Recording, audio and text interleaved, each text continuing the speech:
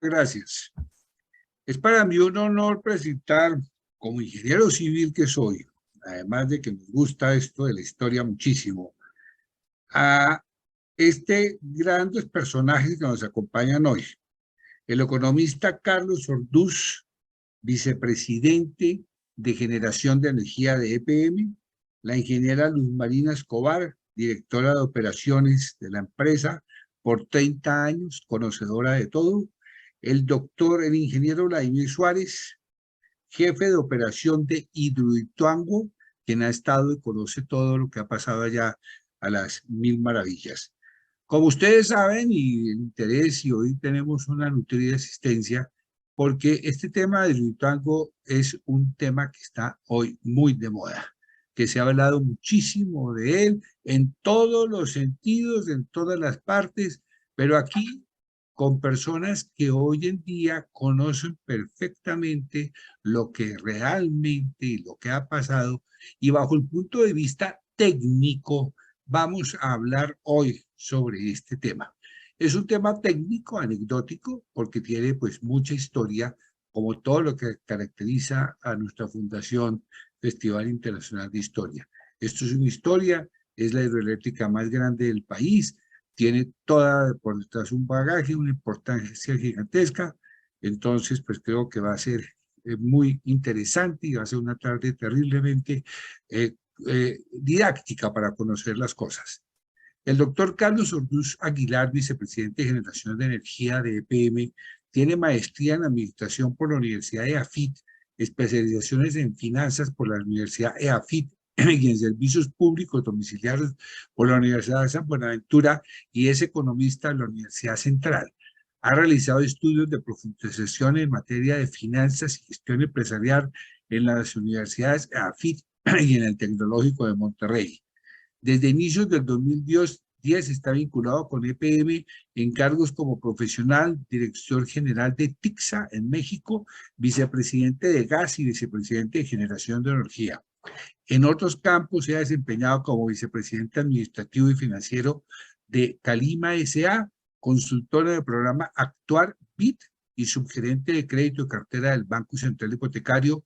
Asimismo, ha sido miembro de la junta directiva de Acolgen, ENSA, HET, TICSA, Grupo de Empresas Públicas de Medellín, Naturgas, Casa de Colombia en México, Aguas de Urabá, ESP, Aguas de Malambo S.A., Sumicolor, Empresas Públicas de Oriente Antioqueño S.A., Empresa de Aguas de Oriente Antioqueño, Aguas Nacionales, ESP. En la actualidad docente, ha sido profesor de pregrado y posgrado durante 19 años en diferentes épocas en las universidades de Medellín, EAFIT, EIA y la Gran Colombia. En la Universidad de Medellín ha sido además investigador, coordinador de área y recibió el premio Fundadores al Mérito Docente. Como ustedes se dan cuenta, es un experto en la materia, un gran profesional y un gran ejecutivo que ha pasado y directivo que ha pasado por muchísimas juntas directivas y conocedor de este tema. Él nos va a hacer la presentación de la hoja de vida de la ingeniera Luz Marina Escobar y el ingeniero Vladimir Suárez, quienes entre ustedes van a conversar sobre este tema del Hidroituango para interés de todos. Muchísimas gracias por acompañarnos. Hoy que llegamos como a nuestro número 112 presentaciones de los sábados por la tarde de nuestra fundación. Maravilloso tener este tema tan interesante en el día de hoy. Entonces, doctor Orduz, por favor, adelante y bienvenido. Buenas tardes. Muy buenas tardes, Carlos. Para todos un cordial saludo de Empresas Públicas de Medellín. Para nosotros siempre es muy valioso tener estos intercambios académicos, históricos, con esa perspectiva que es tan bonita, que es tan interesante y tan valiosa para todos, de conocer los antecedentes, de dónde vienen los temas, por qué se dan y en qué entorno se han movido las circunstancias de las organizaciones. Para Empresas Públicas de Medellín, nosotros somos la segunda empresa en capacidad de generación del país, la primera en generación, en volumen de generación. Alcanzamos a generar algo así como el 25% de la energía que demanda Colombia. Y con Hidroituango pasaremos de algo así como unos 3.400 megavatios a más de 5.300 megavatios de capacidad de generación. Hidroituango será la central hidroeléctrica más grande del país. Ituango aportará más o menos el 17% de la energía que el país demanda. La generación hidráulica es una energía limpia, es una energía renovable y conjuntamente con las energías renovables no convencionales, la eólica y la solar, pues tienen un espacio muy importante y vital en el país, en cualquier país. Siempre que se habla del tema de generación de energía, por supuesto, el uso de los recursos genera polémica, genera controversia. Cada vez hay más demanda de energía, cada vez tenemos lo que hablábamos hace 8 días, más energía contenida. Nosotros cada vez tenemos más uso de energía individualmente y colectivamente, y energía eléctrica, y eso implica que cada país tiene que generar. La pregunta es cómo se genera, con qué fuentes se genera, cuáles fuentes son las mejores. Y el país también se debe preguntar qué capacidad tiene. La problemática en Europa nos pone en un análisis también histórico de la realidad, la confianza en la generación y en el suministro de energéticos como el gas de otros países, abandonando la autosuficiencia energética, pues ha llevado a muchos países en Europa a problemas muy graves, a precios altísimos, exorbitantes de sus energéticos. Colombia tiene una gran ventaja, es que tiene una gran capacidad hídrica y por lo tanto una gran posibilidad de utilizar esa capacidad como lo ha hecho en las últimas décadas para generar energía hidráulica. Pero también tiene capacidad eólica. EPM tiene un parque solar en La Guajira desde hace casi 20 años, siendo la primera empresa en traer a Colombia esa tecnología, una tecnología que hay que seguir incorporando a la matriz energética. También tenemos la energía que se genera de la solar fotovoltaica, que también es muy importante y debe ser incorporada. Pero esto es un proceso en el que, como muchos procesos históricos, antes se evolucionaban en periodos muy largos de tiempo, décadas o siglos completos. Hoy en día los ciclos de la energía son mucho más cortos y hoy los procesos de industrialización y de desarrollo tecnológico son más elevados, más rápidos. Pero la matriz está ahí y hay que aprovechar la matriz. Y una matriz tiene que ser cada vez más complementaria, cada vez más limpia, por supuesto, considerando la capacidad que tiene cada país, su propia realidad. Hay países que no tienen capacidad hidráulica y tienen que generar fundamentalmente con térmicas y sobre todo a carbón, que son altamente contaminantes. Una matriz que evolucione, una matriz que sea lo más limpia posible y complementaria, pero con gradualidad, con gradualidad. Ningún energético es completamente inocuo, ninguno. Generar con hidráulica, generar eólica, solar, puede haber sistemas con energía atómica que son válidos, pero todos tienen riesgos y todos tienen impactos en el medio ambiente. En materia eólica, todo el tema de uso de los vientos puede implicar cambios en las migraciones de las aves, afectaciones a esas migraciones, afectaciones a las características de los vientos en el mundo. Los paneles solares tienen grandes ventajas, pero no son confiables, no generan todo el 24 horas al día, tienen unas horas de generación. Y adicionalmente, pues, son producidos con fuentes altamente contaminantes como térmicas a carbón. Y su posterior disposición cuando terminen de ser utilizadas, pues es bien compleja. Entonces tenemos una matriz en Colombia muy limpia, una matriz renovable, incluida la hidráulica, un país con fortalezas en existencias de gas, en existencias de petróleo y con capacidad de generar mucha energía hidráulica. De manera que el reto es seguir produciendo la energía con confiabilidad. El país no tiene problemas de disponibilidad de energía desde varias décadas, afortunadamente por la robustez del sistema. Todos recordaremos pues, la crisis de apagones que tuvimos en los años 90. Eso fue muy complicado y afortunadamente el país fue saliendo y tiene una matriz muy fuerte, muy robusta, bastante limpia, pero vamos hacia una matriz cada vez más limpia, cada vez más autosuficiente y de transición. Llegará el momento en que probablemente el hidrógeno y otros recursos que son mucho más limpios y que pueden llegar a ser más baratos van a reemplazar fuentes. Transición con gradualidad, con sistemas desde el punto de vista económico eficientes y complementarios, siempre con complementariedad. Pues vamos a hablar del tema de Ituango, un proyecto muy importante para el país, muy importante para empresas públicas de Medellín, que ha tenido diversos inconvenientes de los cuales vamos a hablar, Para ello, como mencionaba Carlos, están dos grandes ejecutivos de la compañía. La ingeniera Luz Marina Escobar, que tal vez es una de las mujeres, si no la más, una de las mujeres que más sabe de energía en este país. El ingeniero Vladimir Suárez, que es un hombre con mucha trayectoria en la empresa, que conoce todos los sistemas de generación de la compañía y que desde hace varios años está directamente trabajando. Él es nuestro jefe de operaciones en Ituango. Esta vicepresidencia de PM, la que yo tengo el gusto y el honor de dirigir, es la vicepresidencia encargada de operar los sistemas de generación. Internamente, pues hay una vicepresidencia encargada del desarrollo, la construcción de los proyectos. Estamos próximos ahora en el mes de noviembre a iniciar la operación de Ituango con las unidades 1 y 2 de las 8 unidades en total que tiene.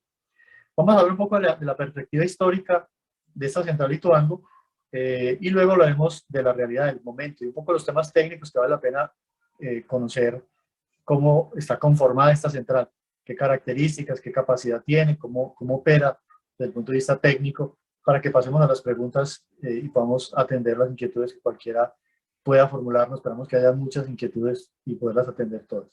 Entonces yo le doy la palabra a la ingeniera Luz Marina para que nos muestre la presentación y nos cuente un poco de los antecedentes de la historia de este gran proyecto, que se da pues con grandes visionarios, ¿no? Como muchos de los proyectos en las cadenas hidráulicas y en la ingeniería, visionarios, hombres y mujeres que hace muchos años vieron posibilidades de desarrollo de la ingeniería del país y emprendieron estas acciones y hoy cada vez las vemos más materializadas en obras y en ingeniería hecha realidad. Adelante, Luz Marina.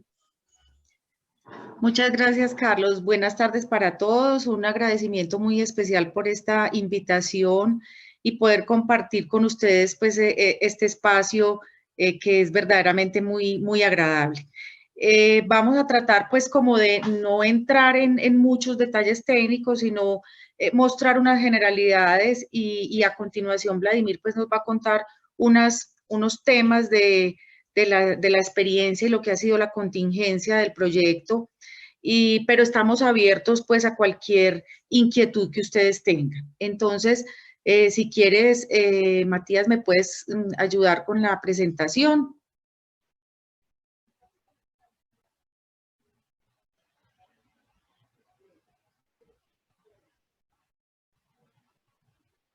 O Vladimir, el que le quede más fácil.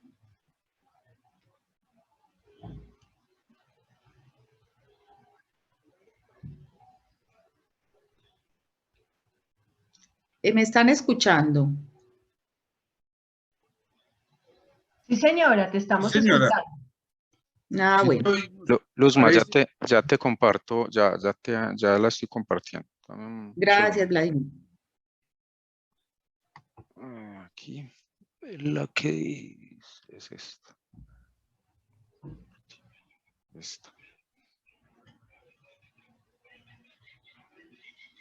Perfecto. Entonces, continuemos con la segunda diapositiva. Pon la modo presentación, por favor, Vladimir.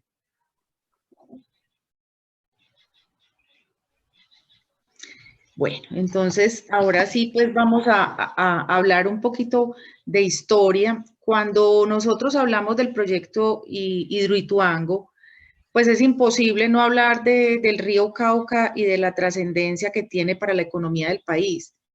Entonces, algunas teorías, como ven ustedes aquí en la diapositiva, indican que el río Cauca era llamado por los indígenas Bredunco, que es un nombre que parece provenir del quechua y que está relacionado probablemente con algún cacique de la época, inclusive que tuvo su origen en la región Caribe, en donde desemboca en el río Magdalena, pero la verdad es que este nombre de Bredunco no tiene ninguna significancia especial o una traducción especial.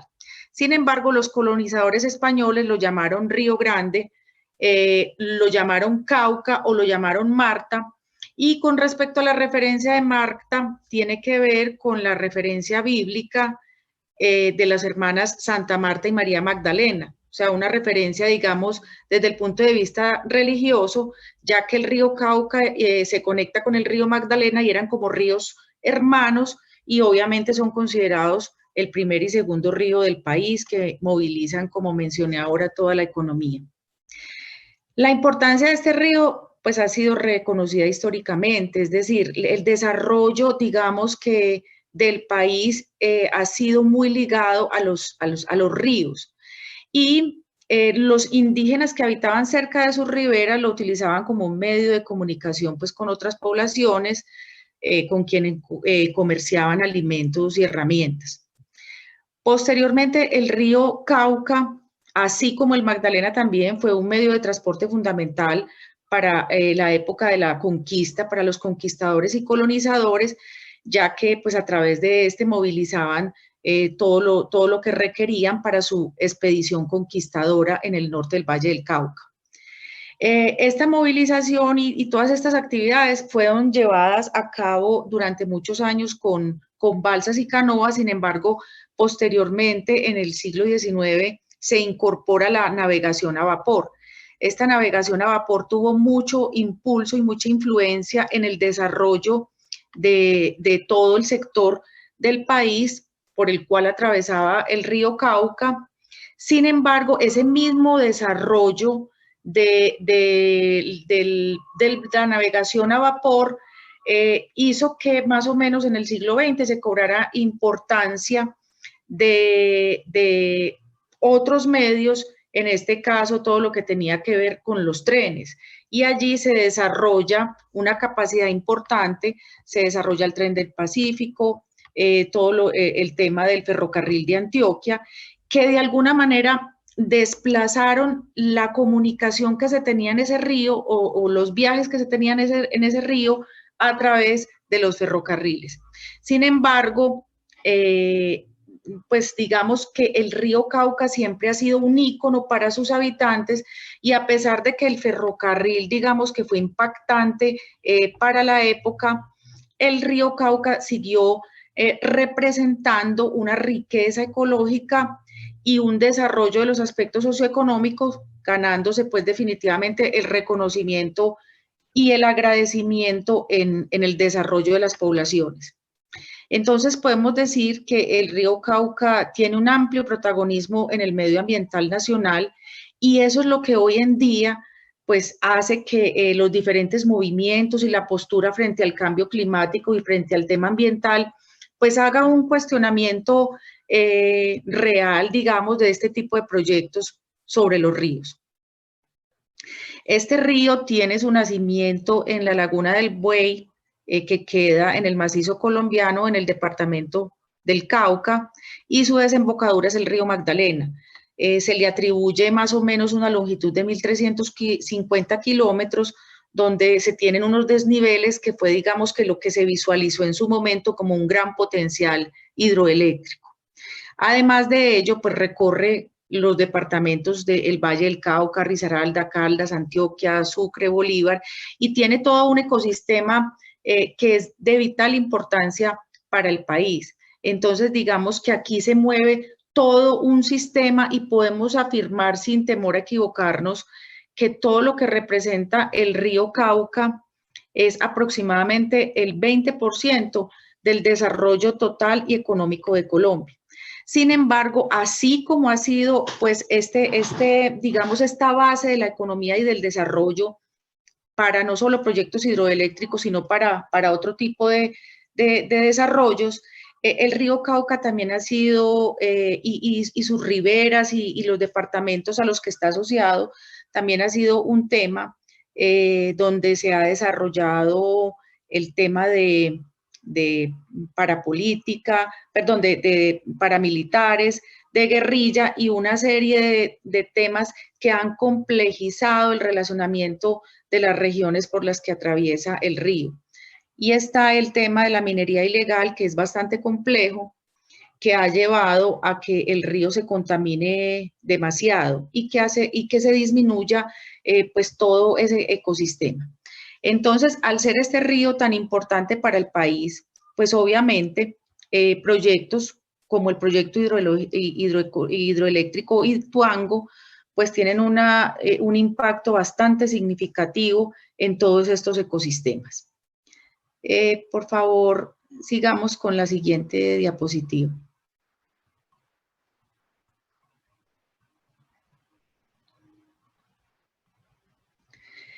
Entonces, como les mencionaba, pues hablar del proyecto es hablar de la historia del país. El tema de Ituango no es un tema nuevo, no es un tema del fruto del azar ni de la casualidad, sino que es un proyecto que se estudió desde hace muchísimo tiempo.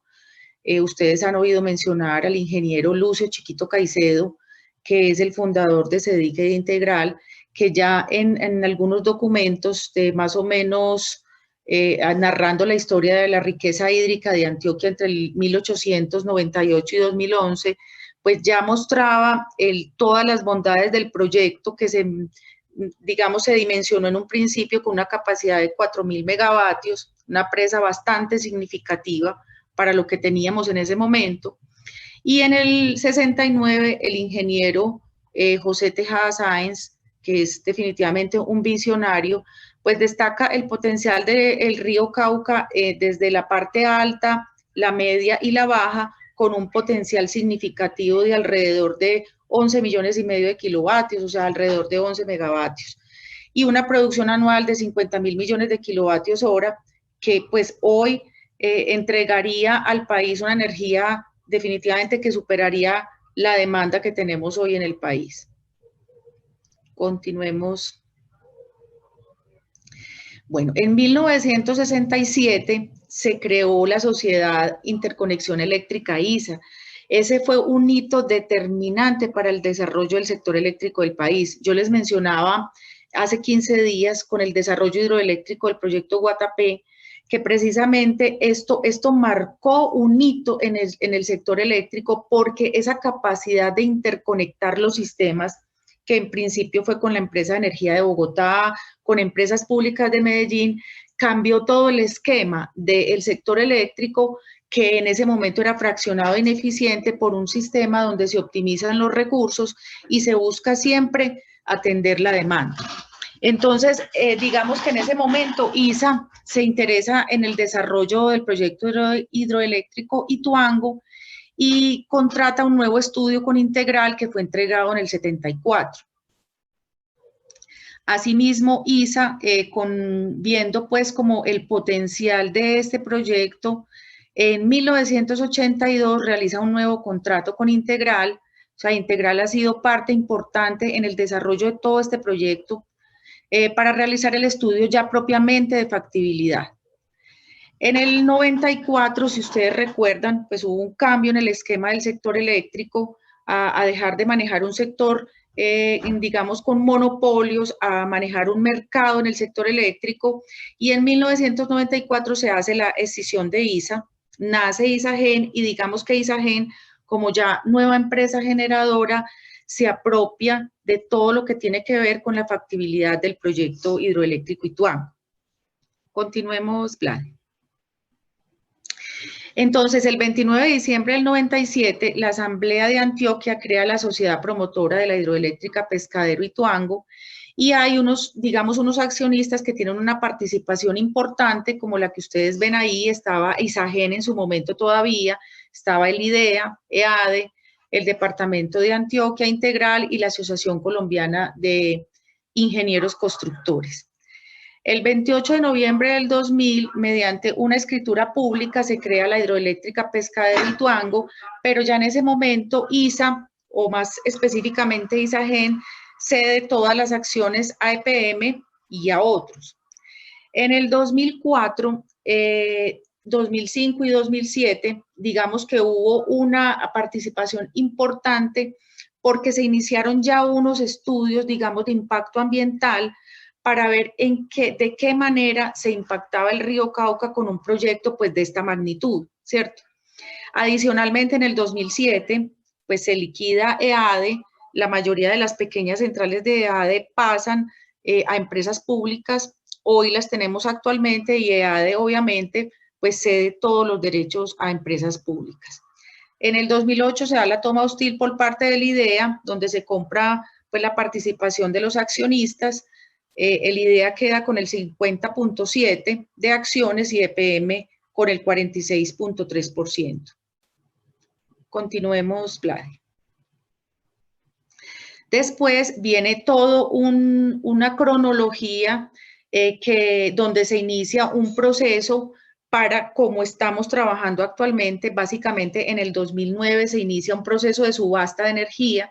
Ese proceso de subasta de energía también obedeció a un cambio en el sector eléctrico del cargo por confiabilidad y se participa en una subasta donde el proyecto hidroeléctrico entregaría una energía firme más o menos hasta el año 2038. En el 2010, EPM y Hidroituango firman un acuerdo de voluntades, un acuerdo vinculante. Se solicita que el proyecto tuviera o se solicita como zona franca, y en octubre de ese mismo año se aprueba la decisión de Hidroituango. Entonces, al escindirse la sociedad, el Hidroituango, digamos que ya se crea EPM Ituango, donde se adquieren todas las acciones, pues se adquieren algunas acciones que tenía el IDEA y otros minoritarios, y allí EPM queda como accionista mayoritario. Y se hace la celebración del contrato BOMT, que es básicamente el contrato de construcción, operación y mantenimiento, donde EPM es el contratista que va a hacer todo el ejercicio del diseño, construcción, operación y mantenimiento del proyecto. En el 2012, pues se recibe el rechazo de la solicitud de zona franca, y finalmente en el 2013, ya iniciando obras, se incorpora el proyecto totalmente al balance de EPM, se hace una liquidación de EPM Ituango, de la sociedad que se tenía en ese momento, y digamos que ya empezamos a aparecer nosotros como contratistas. Este desarrollo o esta evolución que les comento aquí es básicamente para considerar hoy en día que nosotros como EPM somos contratistas, desarrolladores del proyecto, y que tenemos un compromiso con el Departamento de Antioquia a través del contrato BOMT, y por eso desde que se inició el proyecto y ahora con la expectativa de la primera entrada de la unidad y de la segunda unidad para este año, pues tenemos que tener un compromiso de entrega de información que está muy explícito en el contrato BOMT, y todo un tema de estrategia comercial y de venta de energía que nosotros debemos dar cuenta a la sociedad por todas estas transacciones que nosotros realizamos. Básicamente nosotros hacemos todo lo que tiene que ver con la planeación de la operación y el mantenimiento de los recursos de la central. Esta central va a tener unas características particulares, digamos, diferentes a las demás centrales de generación en virtud de la licencia ambiental que se nos otorgó y se modificó en el 2009. Esta licencia dice básicamente que nosotros, a través de la operación de la central, no podemos modificar, digamos, el régimen natural del río. ¿Eso qué significa? Que no podemos generar buchas en el río. ¿Qué nos significa esto? Que tenemos que estar ofertando energía diariamente dentro de un margen dentro de un margen de potencia donde no se generen o donde no se descarguen caudales superiores a una franja que tenemos delimitada. Esto es una particularidad en el país dentro de las licencias ambientales. Hay algunos proyectos hidroeléctricos que tienen, digamos, unas características, pero aquí son más significativas, importantes, y van a tener una consideración especial en el manejo de la operación del proyecto. Entonces, digamos que esta es básicamente la antesala de toda esta nueva central que vamos a tener próximamente. A continuación, entonces, Vladimir les va a dar unas características pues generales del proyecto y les va a contar más o menos qué ha sido o cómo ha sido la contingencia y lo que nos ha tocado pues superar en todo este proceso de la contingencia. Si tienen alguna inquietud, me comentan, o no sé, en la mecánica si lo dejamos para el final o quieren hacer alguna anotación frente a lo que les acabo de contar. Habíamos quedado con el doctor Carlos Orduz de dejar las preguntas para el final. Entonces, ¿te parece, ingeniera?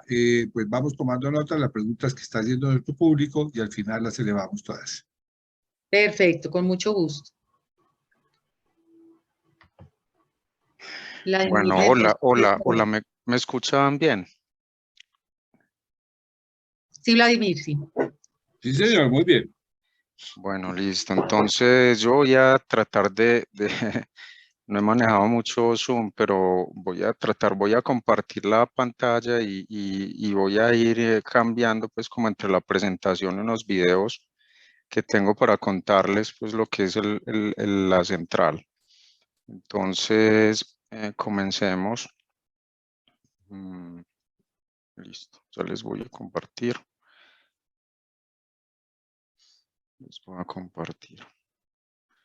Les comparto mi escritorio, pues para que tengamos en cuenta. Correcto. Apareció lo que Está mi Sí. presentación todavía.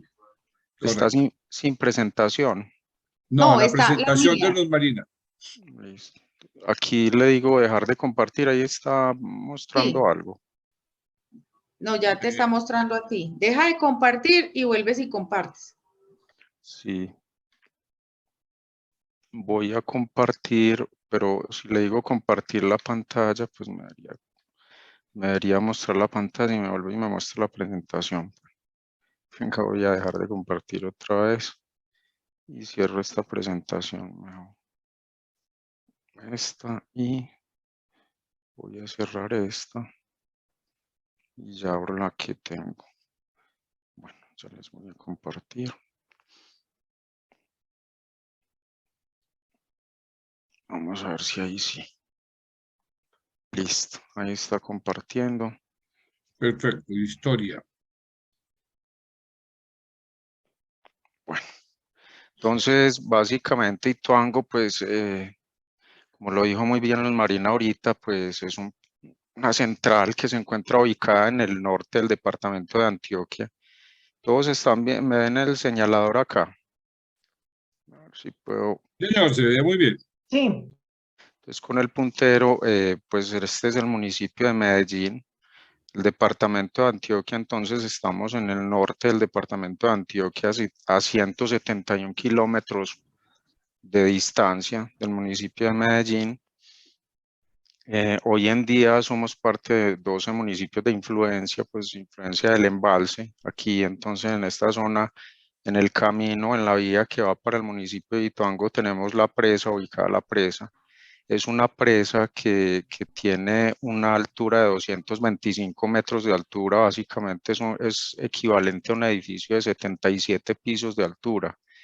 Es una presa de 20 millones de metros cúbicos. Para los que conocen, por ejemplo, la de Porce 3 es de más o menos 4 millones de metros cúbicos en volumen. Tiene una cresta, la cresta es como esta parte de arriba, ahorita les muestro pues por donde pasa la vía hacia Ituango. Esa presa tiene 550 metros de longitud, la cresta. Tenemos un embalse útil de aproximadamente 970 millones de metros cúbicos. No voy a ahondar mucho en esto, pues para no aburrirlos, para contarles un poco más de historia. Ahorita yo sé que los voy a amañar un poquito más. El vertedero, tenemos un vertedero con una capacidad de descarga de 22.600 metros cúbicos por segundo. El caudal medio del río Cauca es 1.010 metros cúbicos por metros cúbicos por segundo, 1.010. Es una longitud de 405 metros, son 4 compuertas radiales las que hay en ese vertedero. Cada una pesa, para que se hagan una idea, 230 toneladas cada compuerta. Esas compuertas son de tipo radial, son más o menos dimensiones, son como de 20 metros por 20 metros, pues 20 por 20, como para que se hagan una idea. Tenemos una central subterránea, son 8 máquinas, cada una de 300 megavatios, para un total de 2.400 megavatios. Son turbinas tipo Francis, eso quiere decir que son sumergidas. Ahorita les voy a mostrar un video, pues como para rapidito mostrarles cómo generamos energía hidráulica con hidroelectricidad, con turbinas tipo Francis. Tenemos 25 transformadores, elevadores son monofásicos, 3 por máquina y uno de reserva. Generamos energía a 500.000 voltios y entregamos la energía a una subestación de 500.000 voltios que está ahí pues en la misma zona de la casa de máquinas. Nos rige una regla ambiental que como lo decía Luz Marina ahorita, pues el espíritu de la regla ambiental lo que busca es que nosotros con esta presa ubicada en el río Cauca no cambiemos el comportamiento aguas arriba y aguas abajo de ella misma. Ahora entonces les voy a mostrar, esto es básicamente pues un esquema de cómo se genera la energía, la hidroelectricidad, pero entonces voy a tratar de, les voy a mostrar un video, pero el video ya lo tenía abierto, bueno, vamos a abrir.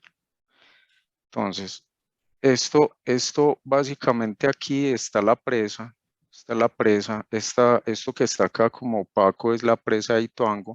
Entonces el espejo de agua normalmente en una central de generación de energía hidroeléctrica pues tiene su espejo de agua, digamos que por acá arriba, normalmente las bocatomas o las aducciones de esas máquinas están 50, 80, 100 metros sumergidas, o sea que si ustedes se tiran un clavado acá, tienen que nadar 100 metros acá para meterse en acá, pues más o menos para ubicarlos.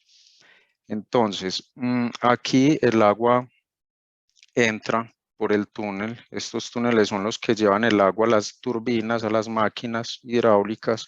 Aquí hay unas compuertas que nosotros usamos normalmente para cuando tenemos que hacerle mantenimiento a todos estos túneles de acá. El agua sigue pues su curso hacia las máquinas. Aquí están las máquinas, esto es la casa de máquinas. Descargan el agua ya sin energía potencial, llegan a un almenar, a un pozo de aquietamiento que llamamos, siguen por unos túneles hacia nuevamente la estructura de salida y el río, pues en este caso para nosotros es el río Cauca. La máquina aquí entonces va girando, esta agua que está aquí hace que gire la máquina, entrega la energía aquí a estos transformadores, los transformadores que les dije ahorita, elevadores, y sacan la energía a la subestación de 500.000 voltios. Ya les voy a mostrar pues el proceso ya como el proceso de giro de la máquina, pues para tratarlo de llevar un poquito más como el entendimiento. Entonces, el agua viene por esos túneles de conducción, aquí viene el agua, es esto que hay acá, se llama la cámara espiral o el caracol que llaman algunas personas. Entonces el agua pues básicamente entra por ese caracol, esa cámara espiral, y lo que hace es hacer girar precisamente la máquina. La de nosotros pesa 1.007 toneladas en total. Esa agua entra por acá por estos álabes, que son unos distribuidores que garantizan pues que el agua entra de cierta manera a esto que está abajo girando, que es la turbina o el rodete de la máquina.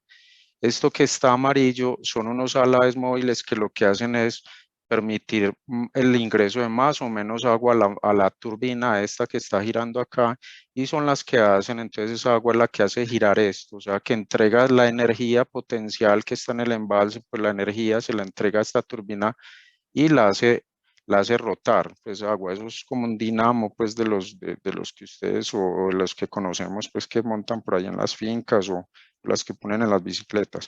El rodete hace girar un eje y ese eje pues está conectado a esto que está aquí arriba que está girando, que se llama el rotor de la máquina. El rotor de la máquina de nosotros en Ituango pesa 550 toneladas. Ese rotor entonces le transmite la energía, pues induce energía en este estator, y ya se va por unos cables, se llena esa energía por esos transformadores elevadores, y a través de estos cables que se ven acá, que son los de Ituango, este es el pozo por donde salen los cables a la subestación de 500, por aquí en 500.000 lo vamos a llevar 500.000 voltios, acá está que es nuestra subestación de 500.000 voltios, es encapsulada en SF6, es Jeep, y esa energía viene por acá encapsulada, y después ven estas torres que están acá, entonces son de esas torres que ustedes ven pues por todo lado, con esos cables que ven por acá, que es por donde se transporta la energía, que pues sí, esa Intercolombia es el que nos transporta esa energía, y la podemos llevar a estas torres, pues todo esto que se ve acá, estas torres de energía, y ahí es donde podemos llevar pues la energía a cada uno de sus hogares y las empresas del país. Bueno, sí estamos bien, estamos viendo bien. Sí, Vladimir. Bueno, listo. Sí, señor, muy claro. Bueno, entonces ya después de explicado esto, entonces vámonos muevo esto un poquito. Entonces la presentación, entonces esto es Ituango. Nosotros en Ituango pues tenemos una conducción por máquina. Esta es la caverna de transformadores. Estos transformadores es esta. Esta es la caverna de la de casa de máquinas y tenemos dos almenaras. Cada una de las almenaras entonces tiene dos túneles que regresan el agua al río Cauca, que es este que está abajo. Listo, entonces les empiezo entonces ahora a contar historia de lo que ha sido pues la central. Entonces, antes cómo íbamos, antes de contingencia, antes de 2018, pues nosotros ya estábamos, esta es la casa de máquinas antes de contingencia. Voy a señal de puntero. Desde contingencia, la casa de máquinas, pues pueden ver, esta es la misma zona que hoy en día ustedes ven y ahorita más adelante les voy a mostrar cómo vamos nuevamente, pero estas eran las 4 primeras máquinas, la máquina 1, 2, 3 y 4 estaban en esta zona, teníamos puente grúas, pues teníamos ya todos los puente grúas de 300 toneladas, teníamos ya muy armadas las máquinas antes de contingencia. Veníamos con la presa pues avanzando muy rápido. Pues estas fotos que les voy a compartir las tomamos nosotros mismos, pues yo tomé algunas, otros compañeros tomaron otras. Si ustedes ven estas nubes grises es porque teníamos mucho invierno, entonces se tomó la decisión de montar esto, es una carpa, una mega carpa. Si bien esto es una excavadora, en esta carpa por dentro pues se movían las volquetas y todo para poder seguir avanzando en el núcleo, porque el núcleo es arcilloso, entonces de limo, entonces tocaba protegerlo con esas carpas para poder seguir avanzando y cumplir pues como con los hitos que teníamos en ese entonces. Aquí pueden ver que nosotros pues íbamos avanzando en el vertedero, pero todavía no estaba listo. Ahorita van a ver una foto donde aquí ya pasa la vía que va hacia Ituango, ya está listo, pues ya hoy en día pues para tener un comparativo.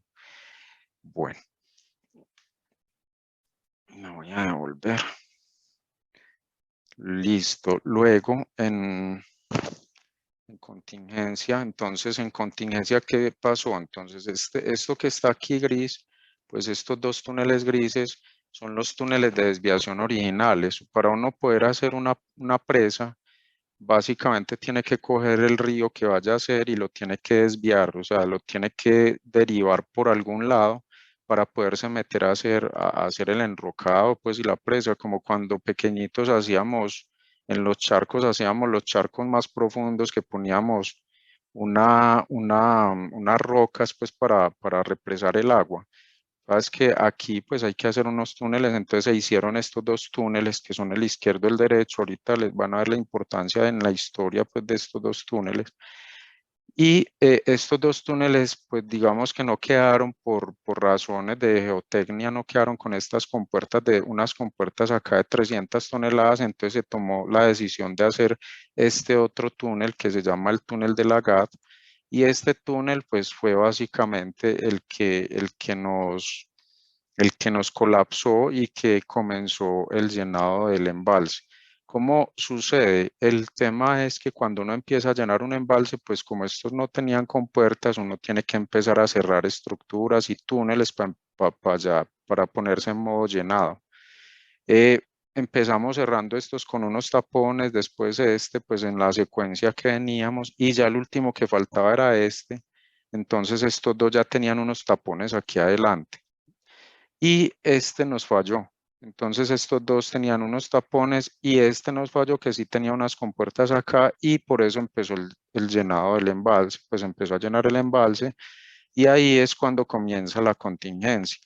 Esto que ven acá es la chimenea, la primera chimenea que se formó precisamente en este túnel, y se formó acá adelante, pues el de la historia, pues y que cuentan y del estudio de Scava y de la causa raíz, pues y todo.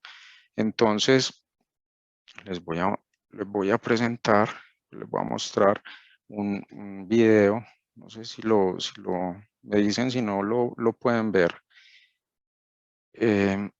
Este video en ese momento todavía estaba colapsándose esta chimenea. Entonces este video, si ustedes miran acá, pues está llenando, básicamente se estaba llenando el embalse, se tomó con un dron. La Policía Nacional pues nos ayudó con algunos videos y otros drones, y nosotros teníamos uno. Entonces aquí básicamente lo que quería mostrarles con este video es que si ustedes miran acá, pues aquí se logra ver que todavía está colapsando este túnel. Entonces, esto que está acá todo caía allá abajo a ese túnel y lo llenó de material. Entonces, eso fue lo que hizo que ya no pudiéramos tener por dónde sacar el agua y empezar a represar esta agua.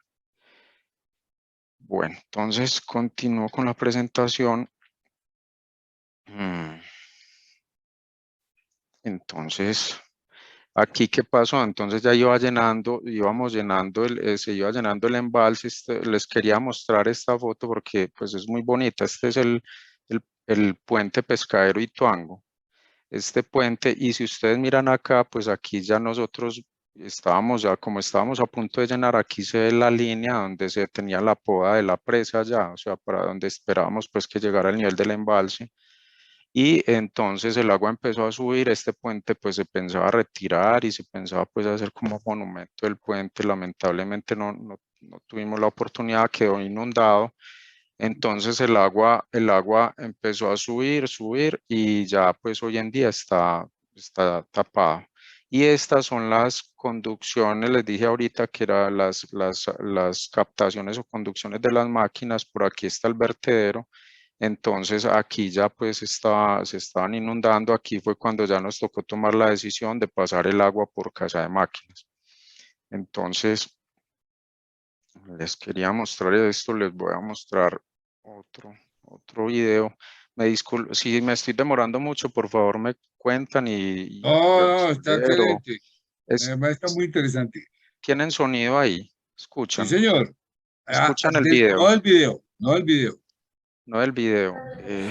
Ingeniero, para eso tiene que dejar de compartir y antes de iniciar nuevamente a compartir, en la parte, cuando usted le da a compartir, en la parte inferior le sale compartir sonido. Listo. Ya voy a compartir y lo voy a decir con sonido.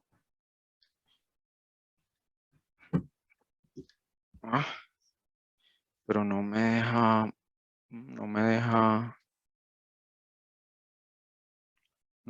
bueno.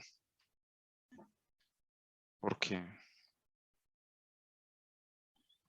No me deja. Bueno. No sé. Voy a para volver a compartir. Sí, por eso. Ahí primero compartir sonido y después compartir.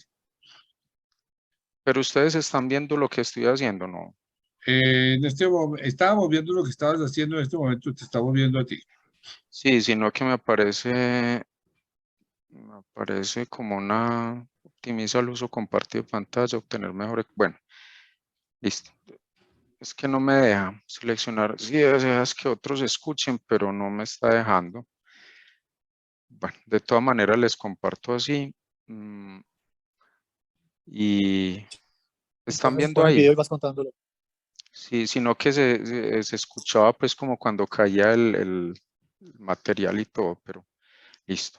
Esto básicamente aquí lo que vemos es que cuando ese túnel, el túnel que les digo de los túneles de desviación originales, cuando se destapó el túnel derecho de esos dos originales, que inundó Puerto Valdivia, en el mismo momento empezó a derrumbar esta parte que ustedes hoy en día van y miran en la presa, cerca de la presa, y es un derrumbe grande que hay ahí. Todo ese material y todo eso que aparece ahí, básicamente es lo que tapó ese túnel derecho y generó pues ese bloqueo de ese tapón natural que fueron aproximadamente 300.000 metros cúbicos de material que se metieron allá y que salieron de este derrumbe que se formó acá. Entonces, cuando en el momento en que estaba sucediendo lo de la inundación en Puerto Valdivia, pues también estaba sucediendo esto. Y fue lo que permitió pues ese bloqueo de o sea, que no continuara esa inundación. Bueno, sigo con la presentación y ahí les voy mostrando que les quería mostrar acá. Entonces, todo esto que les estoy contando, Unos 40 minutos más hasta pronto. todo esto que les estoy mostrando, pues es básicamente... Disculpen. Bueno, entonces, que estas fotos, pues, y todo esto que les estoy mostrando son muchas tomadas por nosotros. A mí me tocó todo este tema de la contingencia. Les quería mostrar, pues, parte de la historia, porque esto es muy, pues, como muy importante dentro de la historia de Hidroituango. Y esto, por ejemplo, esta foto, aquí hay una señora con un jumbo, pues le decíamos, o le decían, pues, Marta Yumbera. Yo no, Yumbera por lo del tema de la operación del jumbo. Pues esa señora era una tremenda, pues una berraca, fue la única que dijo inmediatamente, porque cuando empezaron se empezó a llenar la presa, pues tomamos la decisión se tomó la decisión de comenzar a demoler los tapones de los túneles de acceso de las desviaciones originales para ver si el nivel nos volvía a bajar, ¿cierto? Y no se nos llenaba el embalse. Esta señora dijo que ella entraba y ella perforaba eso porque había que perforar y llenar de dinamita, pues, y comenzar como con todo ese proceso. Entonces, esta señora fue la única que dijo que ella entraba, que ella se le medía lo que fuera. Aquí nosotros estábamos montando un sistema de bombeo también por esos túneles de descarga, y en esos túneles, pues básicamente, ahí qué pasó, que intentamos bajar el agua que estaba ahí para tratar de entrar aguas abajo a esos tapones y volarlos, pues, y demolerlos. Y se nos inundó esto, y luego por acá fue que se nos destapó este túnel, y enseguida les muestro pues unos videos. Este bus que está acá, pues en algún momento con toda esta contingencia, este es el vertedero. Este bus casi se va allá. Pues entonces, como cosas pues de la historia de lo que nos pasó, debido al problema de la misma presa, pues tocó hacer en ese momento contratar estos embarcaderos para pasar las comunidades, la comunidad de Ituango, pues, y todas las personas y nosotros mismos que teníamos que pasar al otro lado. Entonces, digamos que esto también hace parte de esa historia. Todavía tenemos uno en operación, y esto pues ya es el chorro de agua, pues, cuando estamos en operación. Les muestro acá entonces este video, que es básicamente aquí. Este flacuchento que ven aquí soy yo. Entonces estábamos acá estábamos porque el bombeo lo teníamos acá. El bombeo lo teníamos ahí, y les voy a pausar. Entonces, había un señor con una excavadora acá al frente. Nosotros teníamos el bombeo acá, se nos inundó, nos sacó. Y ese día estábamos parados acá mirando entonces cómo volvíamos a montar el bombeo, y un señor con una excavadora al frente de este túnel, que fue el que se destapó, y un muchacho. Entonces yo me acuerdo que le gritábamos mucho, pues, y yo me quedé sin voz, pues, de gritarle y silbarle que se saliera de allá, porque ya vimos que esto se iba a destapar. Y otras personas que estaban acá al lado también les decíamos que se salieran de ahí, que esto se había destapado. Entonces esa fue el primer destaponamiento del túnel derecho, que este video está pues como está relacionado con el anterior. Los estoy aburriendo. No, está muy bien. Sí, pues como hablamos de historia, entonces, bueno, de todas maneras, si los estoy aburriendo, me cuentan. No, está muy interesante. ¿Qué más? Entonces aquí, pues básicamente aquí ya fue cuando entramos a Casa de Máquinas, pudimos entrar, pero antes de entrar a Casa de Máquinas, lo que pasa es que si no tenemos audio, este video no me va a dar, pero antes de entrar a Casa de Máquinas, pues nosotros hicimos lo que fue el cierre de las compuertas de adopción. A mí la cerramos 7 personas, básicamente de esas 7 personas, a mí me tocó ser uno de esos 7 que cerramos esas compuertas de adopción, las compuertas por donde entraba el agua a Casa de Máquinas. Cuando nosotros pasamos el agua por Casa de Máquinas, pues estas eran los túneles de descarga de la unidad 1 y 2. Estos 2 túneles son los que van a entrar a operar ahorita ya con las máquinas, pero si ustedes miran, el agua entraba por el embalse y salía por acá. Y miren pues con la agresión, a ver, con la energía que sale esa agua ahí, pues eso ahí estábamos descargando aproximadamente 1800 metros cúbicos por segundo por estos túneles. Esa agua fue la que nosotros dejamos de pasar por Casa de Máquinas y que salía por acá. Entonces esa era el agua que nosotros estábamos dejando de pasar. Pues les quería mostrar este video, pero yo no sé, voy a intentar otra vez, me permiten, yo intento otra vez porque es que este video sin audio, este sí ya no, pero vamos a ver si me deja compartir con audio. Ahora sí me dejó. Curioso. Me dicen si tiene audio. Les voy a compartir este video de acá, que es cuando cerramos la compuerta. El alto riesgo consistía en no tocar las laderas del proyecto y aterrizar en el punto exacto a pocos metros del precipicio.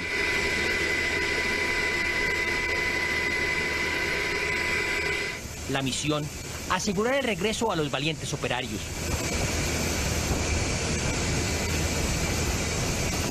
La poderosa aeronave se posó en tierra. Los técnicos del helicóptero apuraban el abordaje, mientras los operarios hacían las últimas revisiones.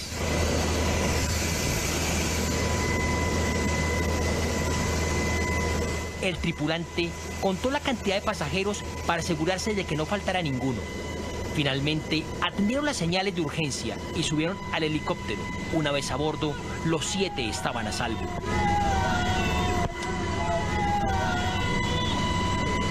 Con la misión cumplida, el capitán de la aeronave...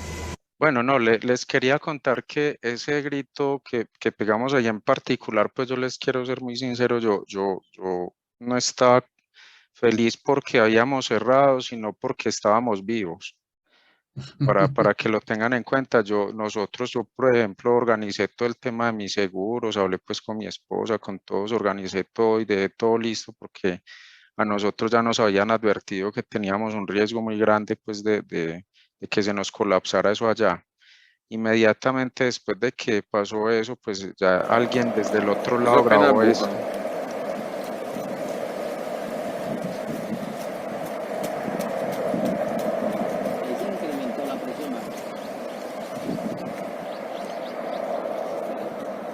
Entonces inmediatamente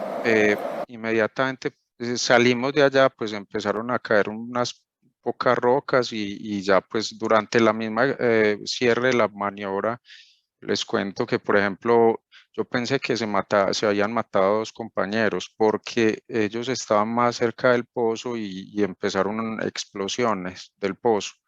Pero bueno, no, gracias a Dios salimos bien pues de esa y estamos vivos y coleando todavía dando lidia. Les sigo contando. Entonces, después de pasar esos cierres y esos sustos, entonces ya pudimos entrar a Casa de Máquinas. La primera vez que entramos a Casa de Máquinas, ustedes miran esto, este es el techo de la Casa de Máquinas y esto que está acá es el agua, o sea, el agua llegaba hasta allá porque estábamos inundados, ¿cierto? Es una Casa de Máquinas sumergida, pues es tipo Francis. Entonces las máquinas están sumergidas y pues básicamente por eso quedó inundada. Comenzamos un proceso de bombeo. Entonces esta fotografía que está acá, pues ya empezamos a ver que el puente grúa estaba todavía ahí, vimos que la Casa de Máquinas tenía su techo, Entonces empezamos a ver como muy buenas noticias, pues, porque, o sea, como cosas muy buenas, a pesar de todo esto, pues, que se ve aquí una destrucción completa. Estas eran las máquinas que les mostré ahora, vea cómo quedaron. Pero de todas maneras estaba parada. Entonces, es decir, es como que a usted le pase un tornado por la casa y usted dice, no, pues espera que no queda nada. Y cuando va, la casa está pues dañada y tiene daños, pero está parada, está ahí. Eso para nosotros fue una alegría muy grande. Y bueno, continuó. De todas maneras, cuando entrábamos, pues este tipo de daños los vimos, muy dañadas, muchas estructuras. Esto que está aquí, por ejemplo, es una cámara espiral completica acá, se la llevó el chorro del agua y la arrancó. Esto que está acá es esa almenara, esto tenía una sección completa, esto que está acá es un hueco. Para que se hagan una idea, desde este techo hasta el piso hay más de 50 metros. Miren el hueco, o sea, eso era un hueco que pasaba de lado a lado. Todo esto ya lo logramos, ya lo vencimos todo, ya lo tenemos adelante todo.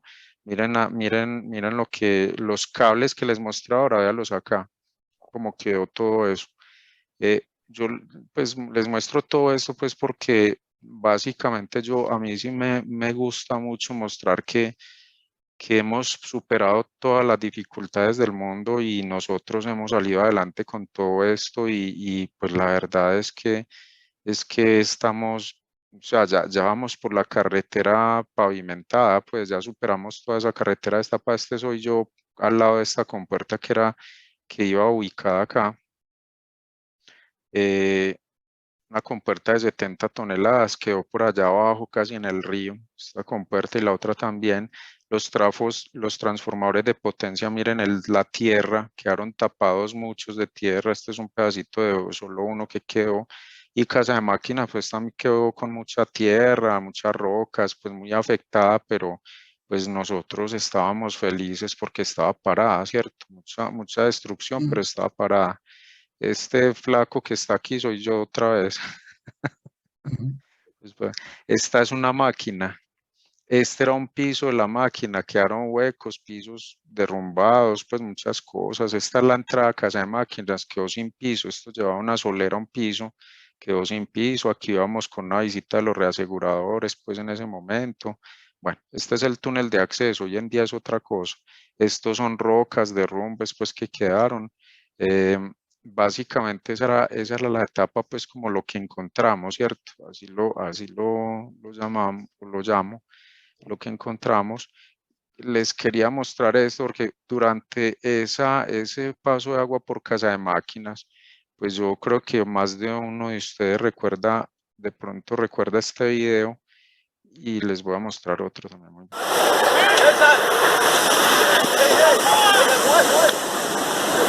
César.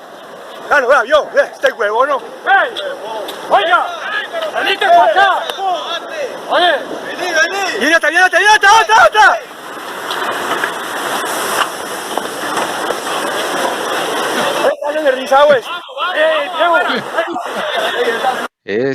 Por ejemplo, esto nos pasó pues cuando estaba el tema del agua en casa de máquinas. Este también lo grabamos nosotros, pues este lo grabé yo. También salían las bocanadas de aire de la casa de máquinas.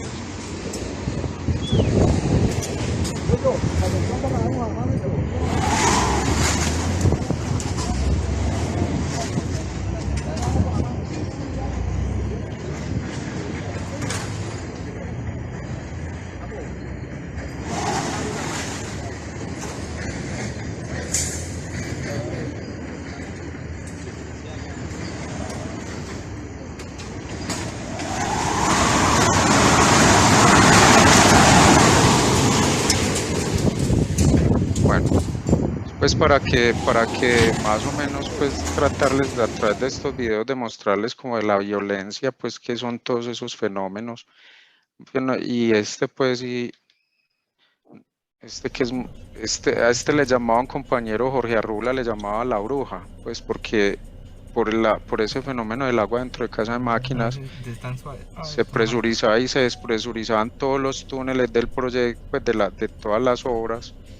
y los oídos a uno se le tapaban y se le destapaban. Y esta neblina desaparecía y aparecía pues todo el tiempo, ¿cierto? Era como una frecuencia que generaba despresurización y presurización de los túneles. Entonces se formaban estas cosas, pero miren por ejemplo aquí cómo se va hasta tapar, o sea, tapa el túnel porque se tapaba el túnel, vean. Así quedó grabado todo. Bueno, eran todo eso, pues esto parecía no sé qué parecía, pero era una cosa, una sensación en ese momento difícil y pues hoy en día es esto. Entonces comienza la recuperación, aquí ya armamos muros de tierra armada, no sé qué tanto tiempo tenga o ya vamos parando, como quieran. Son las 5:10. Yo creo que si tienes unos 10 minutos más para entrar a preguntas, que está interesantísimo. Listo. Vladimir, ir mostrando cómo estamos hoy.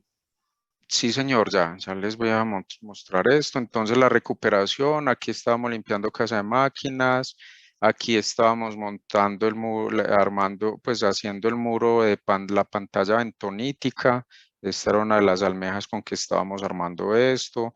Este es mi amigo Jorge Arrula. No, pero aquí lo que les quería mostrar era que en la descarga intermedia vean los chorros de agua.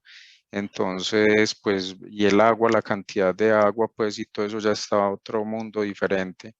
Esta pues la quise mostrar, pues, porque nosotros los ingenieros a veces hacemos muchos dibujitos para calcular cosas. Y ya, pues, finalmente ya llegamos al hoy. Entonces, pues, ¿qué les quería mostrar? Esta es casa de máquinas hoy. Esta es la máquina 1, así estamos. Tenemos la excitación, este es el piso principal, esto es hoy. Esta es la máquina 2 ya prácticamente armada también, son máquinas ya armadas, ya estamos armando el edificio norte, tenemos Puente Grúa nuevamente, o sea, es una casa de máquinas ya lista. Está la Almenara Norte, la que les mostré ahora que estaba destruida, pues ya incluso ya tiene agua, ya está inundada, pues porque ya estamos otra vez en la recta final para empezar a generar energía. Esta es la máquina 4 y esta es la máquina 3 que ya tienen concreto, la 3 pues ya va muy avanzada también, entonces 1, 2 y la 3 también muy avanzadas, esta es la 4 que ya tiene cámara espiral. Entonces estos son los cables, vieron cómo quedaron los cables todos los cambiamos, este equipo se instaló nuevo, que es un funicular pues para subir por este inclinado. Miren los cables como están, ya tenemos nuevamente pues todas las galerías funcionando. Hoy en día ya tenemos los servicios auxiliares eléctricos en operación, vamos haciendo pruebas. La presa, les mostré ahorita la presa cuando antes de contingencia como estaba, miren, es la misma foto, pero si ven el vertedero está listo, estamos operando, la presa está lista, muy bonita, a la orden. Por acá está la vía hacia Ituango, lista toda. Está la cresta de la presa, la que les decía ahorita que mide 550 metros. Aquí al fondo están ubicados los equipos de D100, pues que son los con los que vamos a hacer unas actividades subacuáticas. Esta es la subestación de 500, este es el grupo de operación pues de la central, todavía faltamos algunos, pero ya creciendo pues y preparados para la operación de la central, con personal altamente calificado para ello. Y muchas gracias. Estas 3 fotos también pues esta la tomó Jorge Arrula un día de un amanecer, miren esa nube, qué hermosura pues eso por allá, y esta también pues son fotos de esa zona, de esa región, es muy hermoso, pues es muy hermoso. Muchas gracias. Bueno, no, muchísimas gracias. Qué emocionante, qué videos tan impresionantes, qué salvada, qué tensión, qué adrenalina la que vivieron ustedes allá con eso, cuando estaban en este tema. De verdad que es loable, es muy interesante. Yo creo que mientras empiezan la pregunta de nuestro público, pues yo tengo muchas. En esto voy a empezar por algunas de estas, y yo creo que ustedes, entre Carlos, Luz Marina y Vladimir, se reparten las preguntas. había, o las respuestas, mejor, había unas, digamos, sobre el tema ambiental, el costo de las energías limpias, hoy en día que tanto se discute sobre ese tema. El costo de la energía hidráulica respecto a otras energías, en cuánto tiempo se consigue superar o en cuánto tiempo se recupera la inversión en un proyecto de estos. ¿Sí? Sobre el tema de la planeación, pues soy compañero, esto es anecdótico, de Mauricio Chiquito de la universidad, entonces conozco mucho la historia de su papá y conozco mucho que está 103 años, creo que cumplió en estos días, ¿no? 103 años de edad. 104 años cumplió el papá de Mauricio en esto y sigue escribiendo y acaba de escribir un libro. Se acaba de graduar. Y se acaba de graduar. Otro tema es el tema del manejo. ¿Qué pasa con aguas abajo en este momento? Hubo mucho susto, había una bulla alrededor de que los ribereños hacia abajo iban a poder tener problemas. Yo presupongo, por efecto de todo esto, que básicamente todo lo contrario, un embalse controla y regula el manejo de las aguas, pero pues ahí se generó bastante inquietudes al respecto en esta parte. ¿Qué más? En la parte de las máquinas, ¿qué tanto se recuperó? ¿Qué tanto pagó el seguro? Bueno, es que muchas preguntas. No hago más para dejarle a todos las personas que están en este momento asistiendo que nos hagan preguntas, que por aquí veo que ya hay bastantes de estas. Entonces, no sé, a esas preguntas que iniciamos, ¿quién de ustedes? Comienzas tú, Luz Marina, y yo complemento. Bueno, la primera pregunta, bueno, sí, como la ministra, es que son 50 preguntas.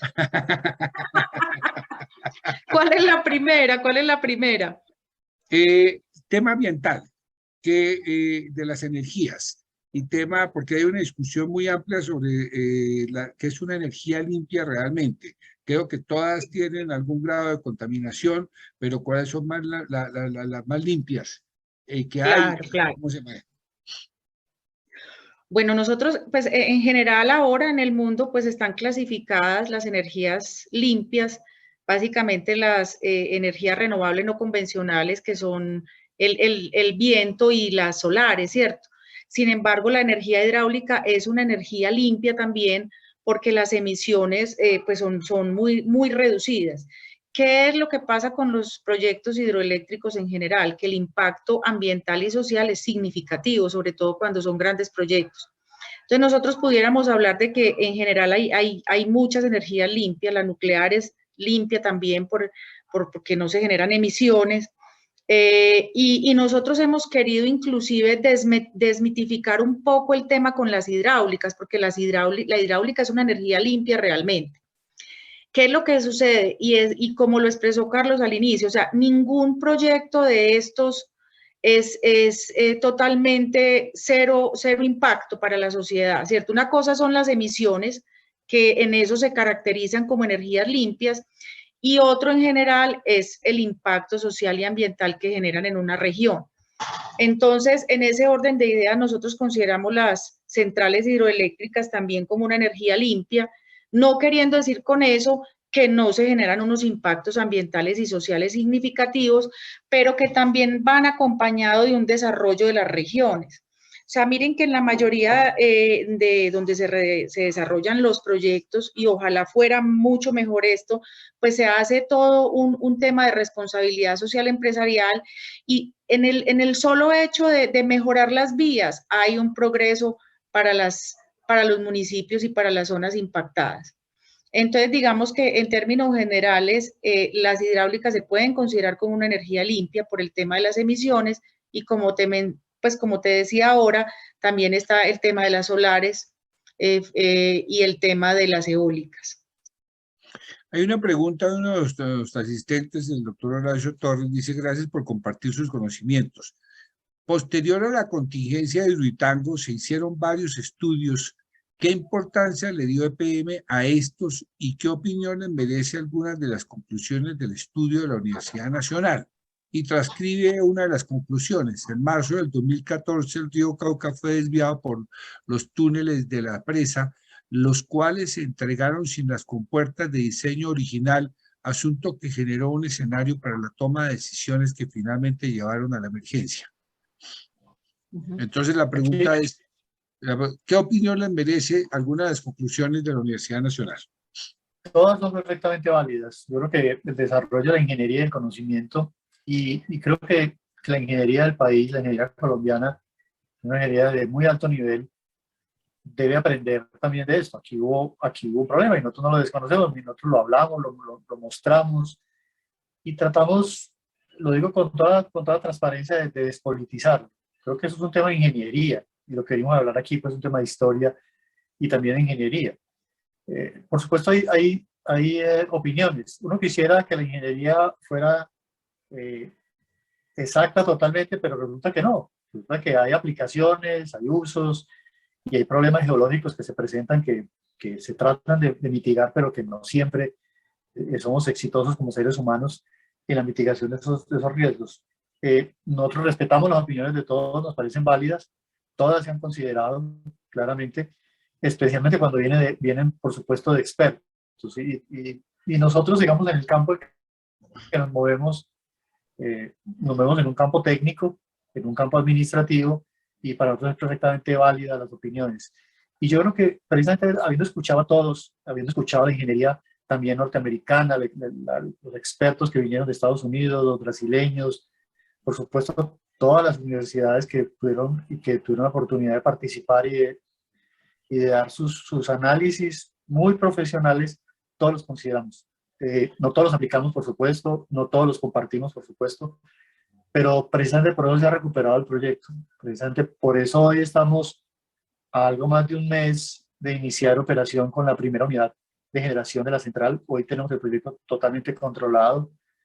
Para nosotros en medio de la situación, es satisfactorio que no haya habido un solo muerto. Es que las pocas imágenes que mostramos demuestran la complejidad y la fuerza de la naturaleza de un proyecto que en un momento determinado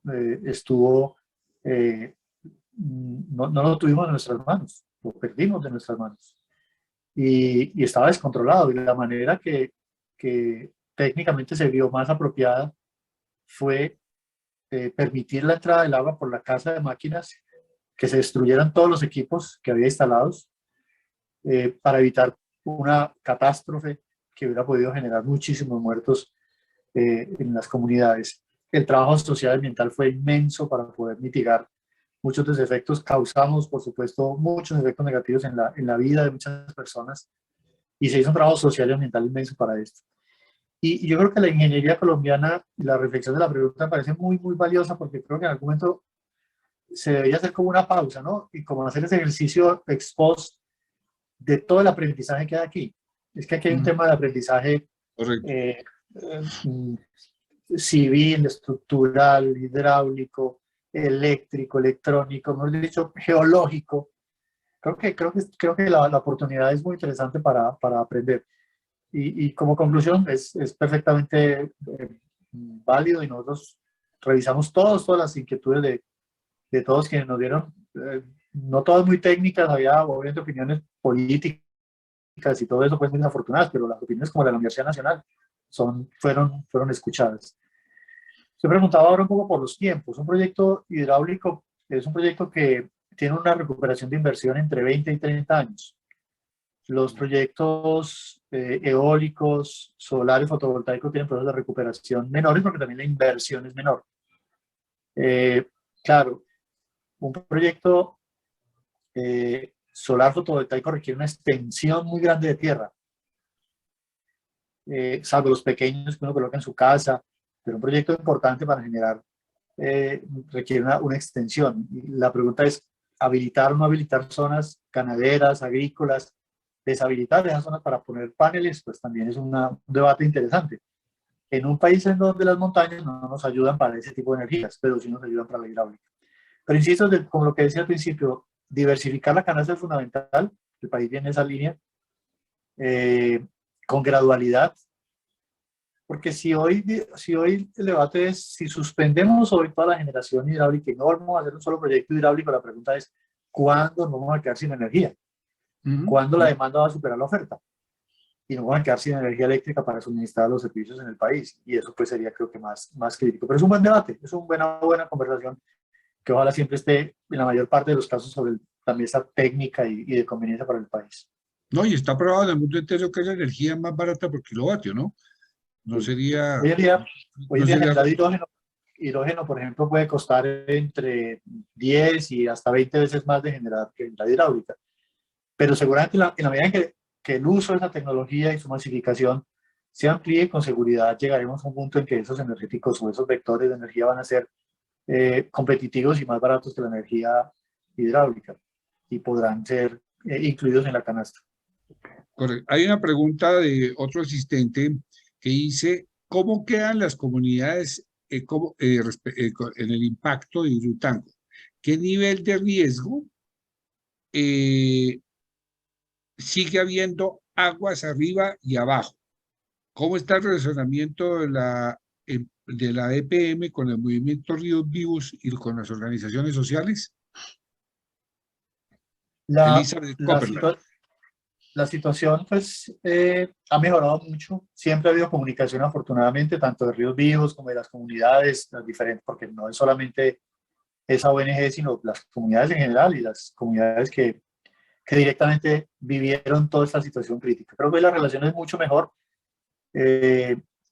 Hoy la situación está, digamos, asegurada en el sentido de que los riesgos son mínimos. El proyecto está hoy totalmente controlado. Estamos ya muy pronto a entrar en operación. Allá tenemos más de 5.000 personas trabajando en el proyecto. Seguirá trabajando ese número de personas. Seguiremos generando empleo en la región. Seguimos con nuestro programa ambiental de recuperación de todas esas cuencas y todas esas zonas y de protección. Seguimos en nuestros proyectos sociales en la región, por supuesto, de diferente tipo.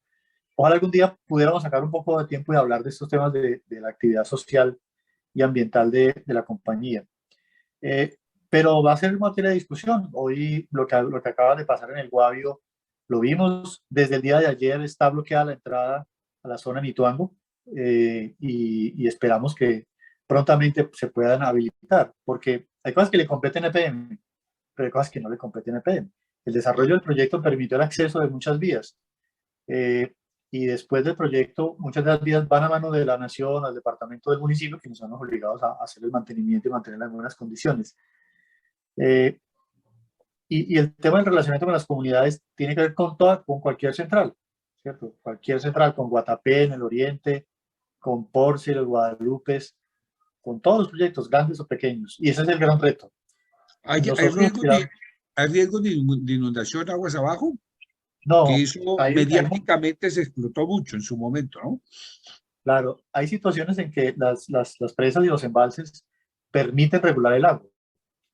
Y eso ha permitido inclusive la minería de todo tipo que pueda explorar mucho más y sacar mucho más material. Lo que sucede es que en estas épocas de tanta lluvia, de época de niña, que ha sido absolutamente mucho más larga de lo que todos preveíamos, hay que descargar. Los embalses llegan a un punto en que se saturan y hay que hacer descargas. Más allá del agua que se vierte al río, el caudal ambiental que hablaban ahora, después de la generación de energía. Entonces, además del caudal que se vierte, del agua que entra a las turbinas y luego se entrega agua de mejor calidad, porque esa es otra cosa interesante que hace un embalse, es mejorar la calidad del agua, oxigenar, retener toda la cantidad de sedimento que llega, de manera que el río hacia abajo genera una mejor calidad, mejores condiciones de vida, pero cuando hay épocas de invierno que el embalse no es capaz de retener tanta agua, hay que descargar.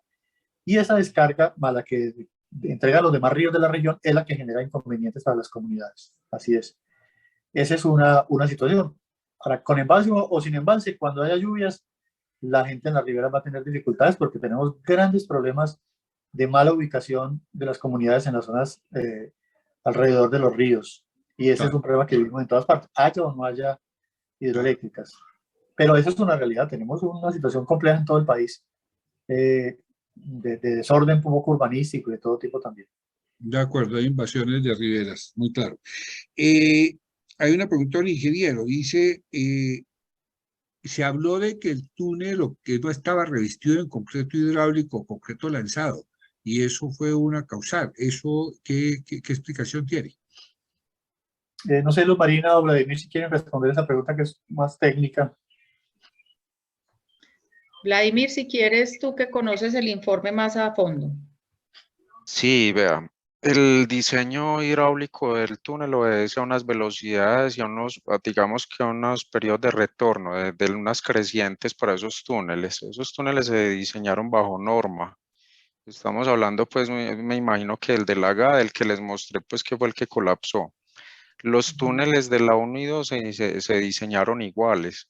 El de la 1 y 2 no colapsaron. El tema con esto fue que, pues, básicamente del estudio de Scava y el estudio de los reaseguradores, pues, se llegó a la misma conclusión.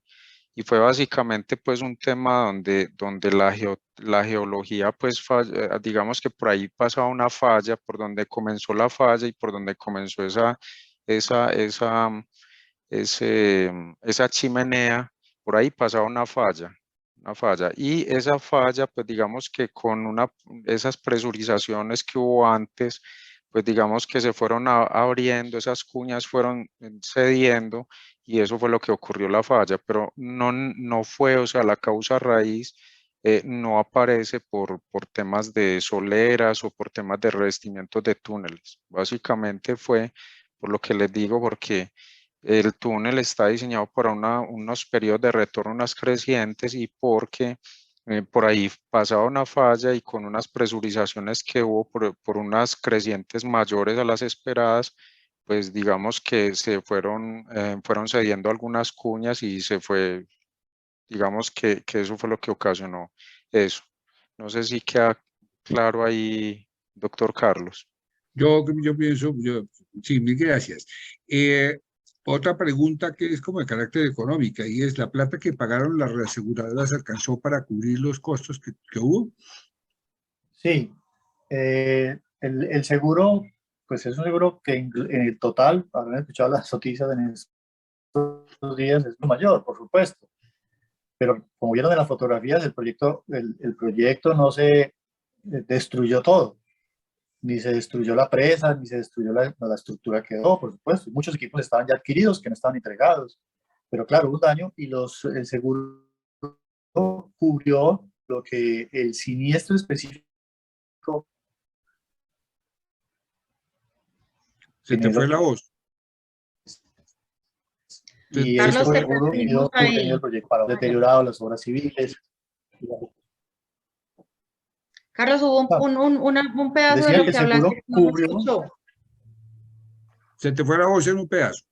Y decía que el seguro, un momentico, el seguro cubrió, según la negociación, hay un seguro completo que es para cubrir todo, por supuesto, pero no todo sucedió, pues no todo el proyecto se destruyó absolutamente todo, y la presa y los túneles, no, hubo daños, por supuesto, y el seguro cubrió los siniestros presentados.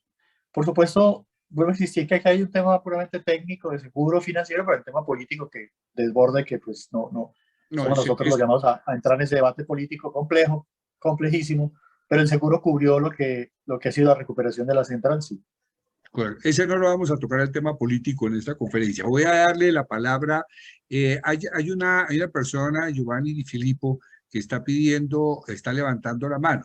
Si quiere, Giovanni, y pidiendo el favor de que, si es tan amable, no haya preguntas que sean de tema político dentro de esta conferencia. Gracias, buenas tardes. Yo tengo 3 pequeñas inquietudes. Una es la geología de la región. Se habla de un gran derrumbe activo, o sea que de paso la geología es una situación natural inmodificable, controlable de alguna manera, pero pregunto por ese gran derrumbe que se hablaba de millones de metros cúbicos, ¿cómo está la actividad de ese derrumbe? Segundo, yo sentí en el manejo del proyecto que pesaba más las decisiones de economistas que de ingenieros. Eso me preocupa. Y tercero, no estoy seguro que por el hecho de ser el agua más limpia sea más beneficioso aguas abajo. De eso no estoy muy seguro, porque de alguna manera lo que se socava hacia abajo no se puede reemplazar en un primer tramo. Esos son mis comentarios. Muchas gracias. Muchas gracias, doctores. Creo Válido. que damos lugar a la última pregunta, porque aquí no podríamos seguir conversando durante muchísimas horas más, pero creo que por el respeto hacia todo el mundo y consideración hacia todo el mundo, creo que y damos después el cierre. Por favor. Hoy en día el sistema está controlado. Hoy en día las obras que se han hecho de mitigación y las obras complementarias para el tema sísmico han permitido, y geológico, han permitido pues el aseguramiento y por lo tanto la continuidad del proyecto. De manera que hoy pues los riesgos son mínimos y afortunadamente pues se ha tenido total control de la zona. La segunda pregunta, si la prioridad hubiera sido muy economicista, pues las decisiones probablemente hubieran sido otras en el momento de la contingencia. Y la prioridad siempre fue primero las vidas, las personas, y por eso fue que se tomó la decisión de inundar Casa de Máquinas, para proteger las vidas de las personas. Lo que nos ha costado además el proyecto, lo que nos ha costado en tiempo, lo que le ha costado al país, que inclusive ha sido un factor que puede contribuir al tema de las tarifas hoy, por el tema de suministro de energía. Todos esos temas económicos estuvieron siempre en un tercer plano, porque lo primero era la seguridad de las personas, lo segundo era proteger la obra y tercero pues el tema también económico. Ese fue pues la prioridad nuestra. Probablemente si la prioridad hubiera sido puramente economicista hubiera sido otra. Claro, los proyectos deben ser viables económicamente y los servicios públicos en Colombia han evolucionado a la calidad que tenemos hoy, que es bastante buena comparativamente con otros países, porque el sistema prevé que haya un modelo económico de sostenibilidad. Y recuerden que EPM trabaja con un tema de sostenibilidad económica, por supuesto, social y ambiental. Lo otro, el debate es interesante, y yo estoy de acuerdo con la persona que hizo la pregunta. Ese es un gran debate, cómo generamos energía, y si el efecto es uno, y cómo mitigamos el efecto de una hidroeléctrica. Así es. Y lo que nosotros conocemos por los proyectos que manejamos, por las centrales que operamos, es que luego de la intervención y de hacer obras que significan eso, y probablemente recordando que significó Guatapé por ahí en la década de los 70 y 80, el efecto final en el mediano y largo plazo es muy positivo. Alrededor de esto hay muchos intereses, no todos con las mejores intenciones. Aquí hay agricultores, hay comunidades, hay minería pequeña, ancestral, con todos los derechos, hay minería legal, ilegal, hay actores armados, en fin, el tema es bastante complejo y la pregunta tiene en gran medida mucha razón sobre el debate de si estos proyectos finalmente, ¿cómo es el beneficio? Lo que uno invita es a ver y evaluar proyectos que ya llevan muchos años en ejercicio, en desarrollo, en ejecución, en generación de energía y el gran beneficio que generan para todo su entorno. Pero el debate es perfectamente válido. Carlos, de pronto ahí, por favor, Luz María. Para complementar frente a la primera pregunta pues del derrumbe, obviamente pues tenemos unas situaciones que aún no se han estabilizado en el proyecto, pero actualmente contamos con un centro de monitoreo técnico donde se están monitoreando una cantidad de variables que normalmente en un proyecto regular no se monitorean. Entonces eso nos da un grado de tranquilidad de ver cómo se han ido superando las diferentes situaciones técnicas, porque hay un control permanente con personal técnico especializado. Entonces digamos que eso nos da un grado de tranquilidad grande. Obviamente pues el proyecto, ustedes ven la magnitud en los videos de la situación que se presentó, la misma magnitud del proyecto. Obviamente hubo una modificación importante y una cantidad de caudal muy complejo de manejar, pero entonces precisamente por eso se está haciendo un control tan riguroso que no lo tiene otro proyecto en el país de seguimiento de todas esas variables, ¿cierto? Eso es importante. Adicionalmente, yo mencionaba ahora, cuando el doctor Carlos me hizo la primera pregunta, en general, nosotros miramos el tema de energías limpias como el tema de emisiones, pero aún esas energías aún esas centrales que tienen pocas emisiones, que están muy orientadas a las renovables, no significa que que renovable sea necesariamente energía limpia. Cualquier proyecto de esta naturaleza siempre va a tener un impacto. Entonces, nosotros no podemos, obviamente, pretender que en un proyecto de esta magnitud y en un río, la importancia que tiene, pues un proyecto de esto no signifique un impacto relevante.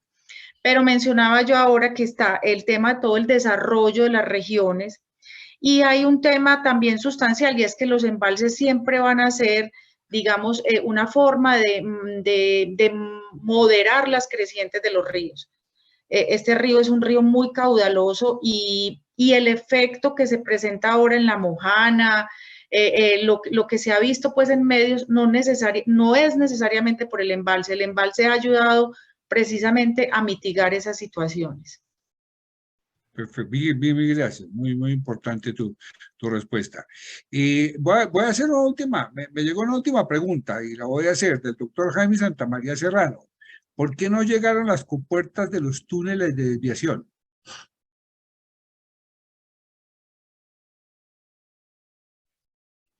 Las compuertas del túnel de desviación 1 y 2, ¿se refieren a esas o a las de la GAD? No dice la, bueno, la pregunta. Seguramente las de la 1 y 2, señor. 1 y 2 seguramente. Sí, las compuertas llegaron. Es que, ¿qué pasa? Esos túneles se diseñan, esas compuertas cada una pesa 300 toneladas.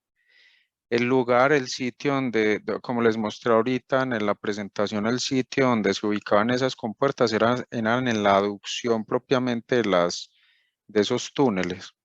Resulta que para poder montar esas compuertas en esos túneles, compuertas de 300 toneladas, pues tengan en cuenta el tema del peso. Entonces usted tiene que llevar una cama baja, la compuerta encima, unas grúas, un montón de temas que digamos que se vuelven cargas puntuales de alrededor de 600, 700 toneladas.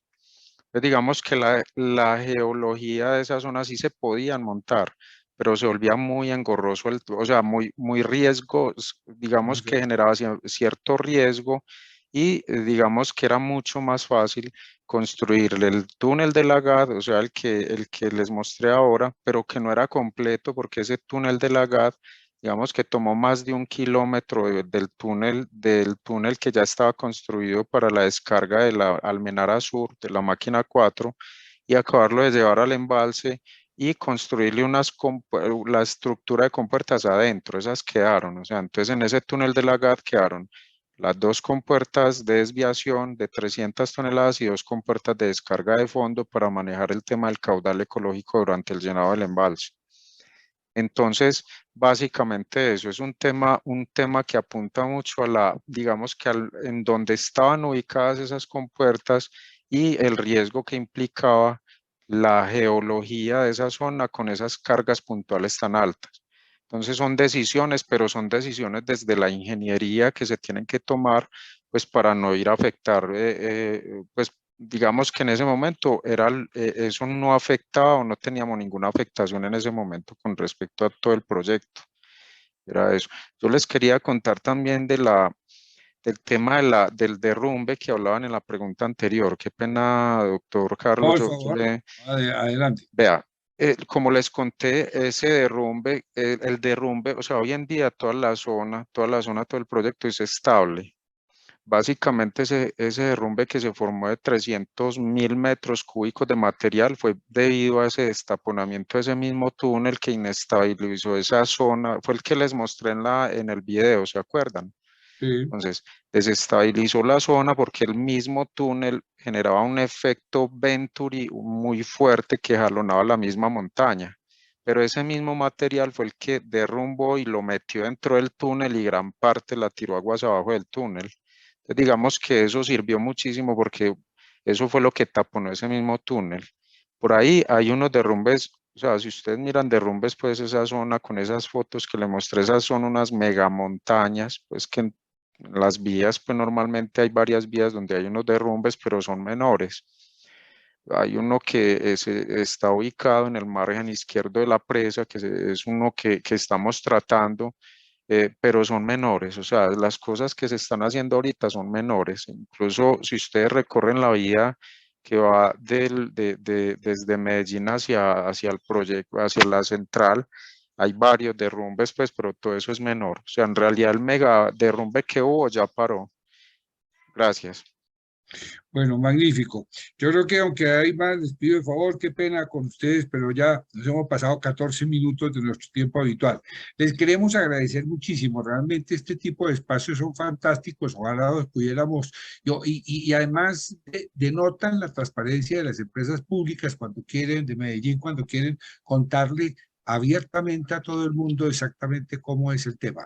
Sería, pensaba yo aquí, interesantísimo este tipo de conferencias a nivel general para que cesen las especulaciones que hay, que son muchísimas, sobre todo el tema de Hidroituango, para que realmente la gente conozca la realidad de lo que pasó allá. De verdad que mil y mil gracias. Y como lo mencionaron ustedes, creo que aquí hay que escribir un libro de varios tomos sobre las lecciones aprendidas. Creo que ese es uno de los temas que es de las metas, que tal vez las tareas que quedan para que sí se vuelva esto un caso, porque creo que aquí hay que sacar muchísimas conclusiones que no solamente van a servir aquí para la ingeniería colombiana, pero para la ingeniería mundial, porque este tema de las represas, pues todos sabemos que es un tema mundial que se desarrolla en todas partes y en todas partes de problemas geológicos y de formación de montañas, pues más aún. Entonces, en todos los temas. Y es uno de los temas, pues, que tenemos que vivir permanentemente. Un agradecimiento inmenso para el doctor Carlos Ortús, para la doctora Luz Marina Escobar, para el doctor Vladimir Suárez. Realmente una conferencia magistral que nos ha enseñado a todos muchísimo sobre este gran tema y que ha dado una oportunidad fantástica para que realmente podamos conocer la verdad y estas lecciones aprendidas de Hidroituango. Muchísimas gracias a ustedes. Muchas gracias. Muy buena tarde. Muchas gracias. Feliz fin de semana. Que tengan una feliz tarde. Muchas gracias por la invitación. Hasta luego. Buena tarde para todos. Que estén muy bien.